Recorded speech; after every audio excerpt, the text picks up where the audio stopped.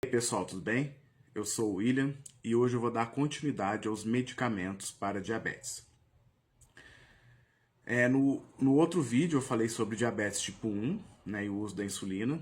E nesse vou falar primeiro sobre a diabetes tipo 2 e sobre os medicamentos usados. Não vou falar sobre todas as classes de medicamentos, vou falar só sobre duas classes, que são as principais classes, as mais conhecidas, e que senão fica muito grande o vídeo e tudo mais. Vou falar dessas que são as principais, que são as mais importantes. Mas primeiro vou explicar um pouquinho sobre a diabetes tipo 2.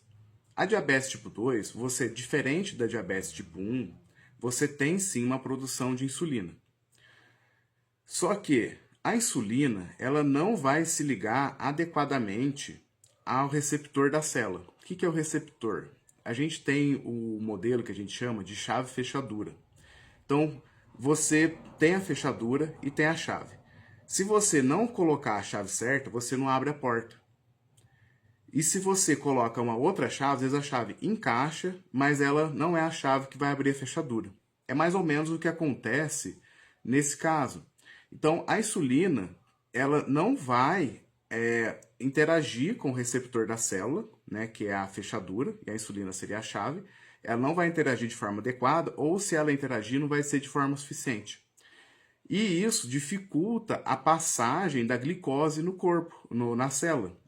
E com essa dificuldade de passagem de glicose na célula, aumenta a quantidade de glicose no organismo. E com isso, vai acontecer o desenvolvimento da diabetes. E como que a gente pode combater isso? Bom, vocês concordam que tem duas formas de combater? Principais, né? Lógico, porque são as classes que eu vou estar falando.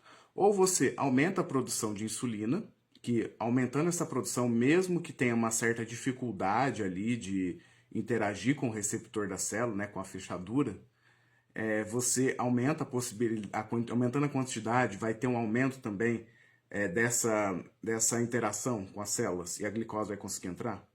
E uma outra possibilidade é de você diminuir na quantidade de glicose. Bom, os principais medicamentos usados usam dessa lógica. Então a gente vai ter uma das classes que são as sulfonilureias. E dentre os medicamentos dela, você tem a glibenclamida e a glicazida. Desses dois são os mais conhecidos, os principais. A gente tem outros também. E como que funciona essa classe de medicamento? Eles vão induzir a liberação de insulina. Então, eles vão aumentar essa liberação de insulina, que não está ali sendo liberada, às vezes, de forma adequada, ou não vai estar em uma quantidade suficiente para a quantidade que você necessita. Então, elas vão fazer esse papel. E uma outra classe, que é a da biguanida, que é a mais conhecida de todos, é o medicamento mais vendido para diabetes, que é a metformina, ela vai diminuir a quantidade de glicose no organismo. Então vocês percebem que são duas estratégias diferentes, mas que são usadas para situações diferentes.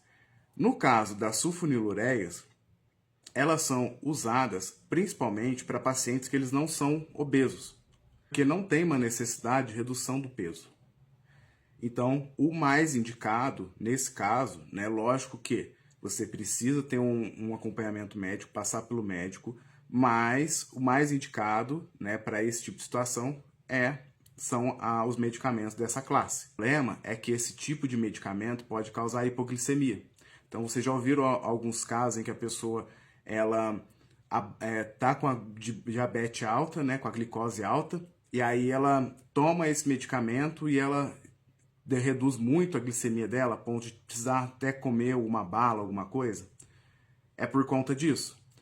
Já as biguanidas, elas são mais usadas para pessoas que têm sobrepeso ou são obesas, porque ela atua também no emagrecimento. Não é um medicamento para emagrecer, já vou deixar isso bem claro, não é um medicamento próprio para emagrecimento, não deve ser usado para essa finalidade, mas ela tem como consequência também o emagrecimento.